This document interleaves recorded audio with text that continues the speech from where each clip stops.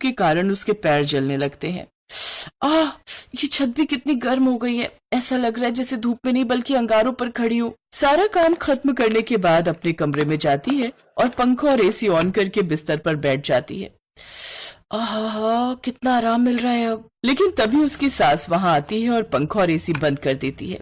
माँ जी, धूप में काम करने के बाद मुझे बहुत गर्मी लग रही है, एसी चला दीजिए ना। चुप कर, एसी चला दूं? जब बिजली का बिल आएगा तो क्या तेरा बाप भरेगा? हमारे यहाँ एसी सिर्फ रात में ही चलता है, समझी? हाई बीपी की वजह से अब नई बहू को काफी दिक्कत हो रही थी। ऊपर से भारी भरकम साड़ी और गहने पहनकर घर का काम करना उसके लिए बेहद ही मुश्किल था। ऐसे ही 1 महीना बीत जाता है और वो भारी साड़ियाँ पहनना बंद कर देती है और हल्के सूट पहनकर बाहर आ जाती है। हे राम, ये क्या बहू, अभी तेरी नई नई शादी हुई है और तू ये हल्के सूट पहनकर घूम रही है? माँ जी, अब तो पूरा 1 महीना हो गया शादी को और सारी रस्में भी खत्म हो चुकी हैं, तो अब ये सब कौन पहनता है? सबका तो मुझे नहीं पता, लेकिन हमारे घर की बहुएं तो जिंदगी की आखिरी सांस तक ये सब पहनती हैं, समझी? चल अब जल्दी से जो भारी बनारसी साड़ी तू अपने मायके से लाई थी वो पहन ले, और हाँ, सारे गहने भी पहन लेना। हम मेरी सहेली के यहाँ कीर्तन में जा रहे हैं, समझी? और एक बात याद रखना, वहाँ जब तक तू रहेगी एक लंबा सा घूंघट करके रहे। विमला उसे अपने साथ कीर्तन में ले जाती है, जहाँ तेज गर्मी और लोगों की भीड़ के कारण और भी ज्यादा उमस होती है।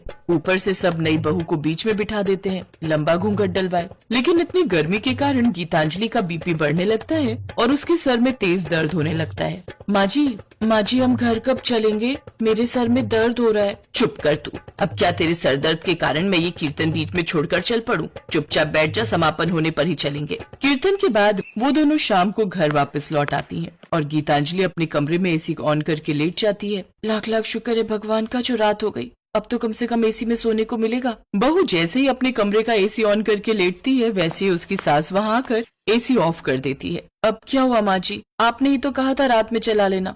बड़ी जुबान चलने लगी है तेरी। कितनी बार कहा है तुझे कि तू मुझसे पूछे बिना पंखा एसी नहीं चलाएगी, लेकिन तू है कि अपनी हरकतों से बाज नहीं आएगी। अब तू देख मैं क्या करती हूँ। ऐसे ही कुछ दिन बीतते हैं। अब गर्मी और भी ज्यादा बढ़ती जाती है। अब गीतांजलि से और गर्मी बर्दाश्त नहीं होती और एक रोज जब वो खाना बना रही होती है तो वो रसोई में ही बेहोश हो जाती है। तभी उसका पति विनय, जो शादी के बाद से ही कुछ दिनों के लिए ऑफिस मीटिंग के चलते शहर से बाहर चला गया था, वो वापस लौट आता है। क्या हुआ गीतांजलि तुम्हें? वो जल्दी से उसे अपनी माँ के साथ अस्पताल ले जाता है। क्या हुआ डॉक्टर साहब, इसकी हालत कैसे हो गई? देखिए, हाई बीपी की पेशेंट है और इतनी गर्मी में आप इनसे इतना काम कैसे ले सकते हैं? देखिए, इनके शरीर पर ये कितने लाल दाने हो गए। अगर आप लोगों ने अभी भी ध्यान नहीं दिया तो कल को प्रॉब्लम काफी सीरियस हो सकती है। ये डॉक्टर साहब क्या कह रहे हैं गीतांजलि? और तुमने मुझे एक बार भी क्यों नहीं बताया कि तुम हाई बीपी की प्रॉब्लम में हो?